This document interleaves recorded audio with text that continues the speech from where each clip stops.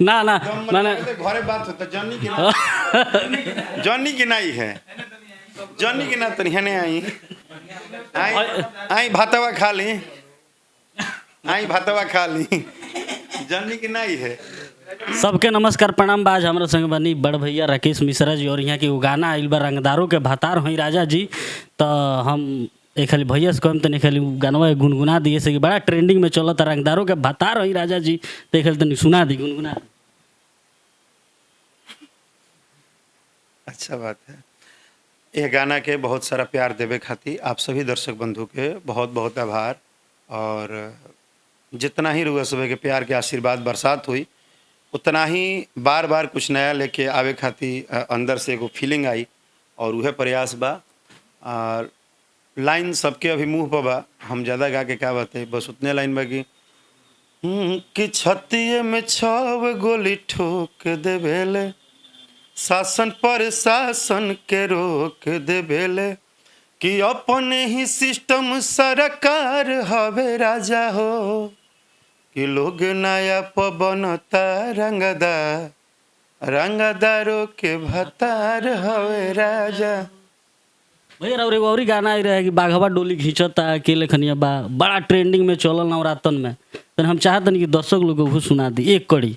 सब गवाला हमरा से 200-300 गाना गवाला ना बाघवा जैसे राथवा खींचत नहिया सनहिया के लागो तनाता माई से सबके जुड़ाता आगा आगा बाघवा राथवा के खींचे माई के चुनरिया उड़ता।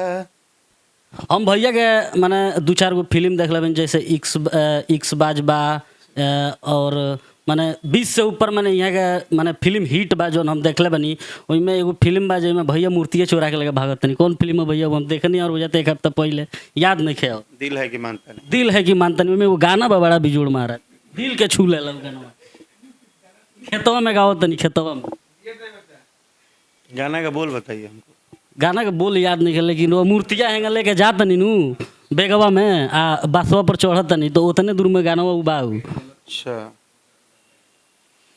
कि आज भी दिल तोहरे नाम से ही धड़केला आँख जे बंद करी चेहरा तोहर झलकेला आँख जे बंद करी चेहरा तोहर झलकेला कि आज भी दिल तोहरे नाम से ही धड़केला।